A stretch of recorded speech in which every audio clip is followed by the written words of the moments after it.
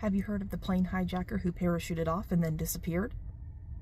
On November 24th, 1971, the day before Thanksgiving, a man in a dark suit, white shirt, and skinny black tie stepped onto Northwest Airlines Flight 305 in Portland, Oregon, which was headed for Seattle.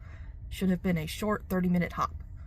The man gave his name as Dan Cooper, more commonly known as D.B. Cooper. Actually, the D.B. Cooper was a misreporting of the name. Apparently, a news reporter heard the name wrong and reported it as D.B. Cooper instead of Dan Cooper, which was the name given to the airlines, but for whatever reason, D.B. Cooper was the one that stuck. Anyway, Cooper was calm, polite, some would even say charming, and no one suspected that he was about to pull off the most audacious and infamous crime in aviation history. So, the plane took off, and mid-flight, Cooper handed a note to a young flight attendant named Florence Schaffner. Schaffner at first thought it was just another guy trying to give her her number. Apparently that happened to her a lot. So she slipped it into her pocket without looking at it, but then Cooper leaned in and whispered, "Miss, you'd better look at that note. I have a bomb." So Schaffner opened it, and sure enough, it said that he had a bomb and instructed her to come sit in the seat next to him. So Schaffner complied, and Cooper again told her that he had a bomb and opened his briefcase and showed her what did in fact appear to be a bomb. Then Cooper handed Schaffner another note, which again reiterated that he had a bomb and also demanded $200,000 in cash and 4 parachutes. So Schaffner took the note to the cockpit, and the crew decided that they'd better not risk this actually being a credible threat, and radioed ahead to Seattle to let them know what was going on. Cooper, meanwhile, appeared to show no signs of stress or anxiety. It said that he lit a cigarette, ordered a bourbon and soda, and even chatted casually with the crew. When the plane did land in Seattle, he let the 36 passengers go, along with 2 flight attendants, but kept the pilots and 1 flight attendant on board with him. The FBI, who was on the case by this point, did deliver the $200,000 in unmarked $20 bills stuffed into a bank bag, and the parachutes that Cooper requested. And then at 7:40 p.m., with the loot secured, Cooper ordered the plane back into the air, this time headed for Mexico City.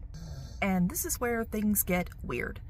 Cooper told the pilots to fly low, only about 10,000 feet, and slow, at only about 200 miles per hour.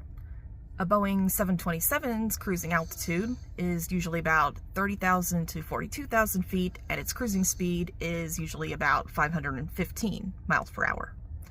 Cooper also said that he wanted the rear air stair, a built-in ramp at the back of the Boeing 727 that was being flown, lowered in flight. The crew told him it was dangerous, but he insisted. So at about 8 p.m., the air stair was deployed, and Cooper, now alone in the cabin, strapped on a parachute, tied the money bag to his waist, and jumped out into the night. It was stormy, about 40 degrees, windy, and pitch black. The plane landed in Reno a few hours later, but Cooper was gone. There was no trace of him, just a clip-on tie and a couple of cigarette butts left behind. With Cooper seemingly vanished, the FBI launched the biggest manhunt in its history and codenamed the project NORJAC, Northwest Hijacking. They combed the wilderness where they thought he might have landed, near a place called Ariel, Washington, and in 1980, a kid did find $5,800 of the ransom money, the serial numbers matched up, buried along the Columbia River, but Cooper himself was never found. The FBI investigated many suspects over the years and interviewed over 1,000 people, everything from ex-cons to skydivers. One of the suspects was a man named Sheridan Peterson, who was a skydiver with a bit of a reputation for being something of a renegade. He had lived in the Pacific Northwest. He was 44 years old, which was the estimated age of D.B. Cooper.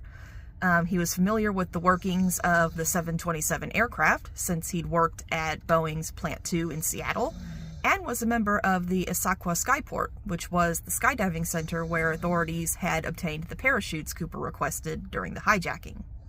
Shortly after the hijacking, authorities even contacted Peterson's ex-wife, who reportedly said, "Yeah, that sounds like something he'd do." The FBI eventually traced Peterson's whereabouts to Asia, thinking he'd flown to the States, made the heist, and then returned to Asia.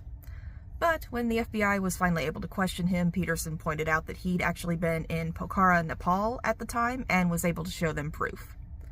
And Peterson actually told the FBI that if he himself had been the hijacker, he would have, quote, insisted upon a helmet, been wearing boots, warm clothes and gloves, and had a flashlight to spot the landing. Although the FBI obviously felt Peterson was a credible suspect and that he would likely have survived the jump, both DNA and fingerprint analysis eventually cleared him as a suspect.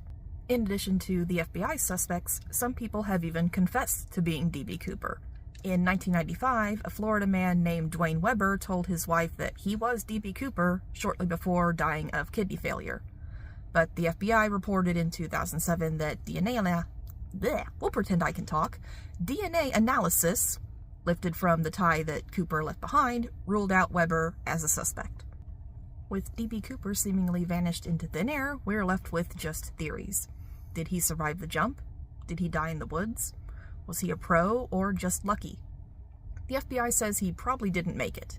He did jump in dress shoes and a suit into freezing rain with no helmet, so tough odds. But then again, no bodies ever turned up either. Today, D.B. Cooper's legend lives on. He's still the only person to hijack a U.S. plane and vanish without a trace. People still hunt for clues. Some celebrate him as a folk hero, while others see him as a desperate crook. Whatever you think, in 2016, the FBI officially shelved the case, but still amateur sleuths keep on digging. Who was D.B. Cooper? Was he a mastermind, an amateur who just got lucky? A ghost? 5 decades later, we're still chasing the man who fell from the sky.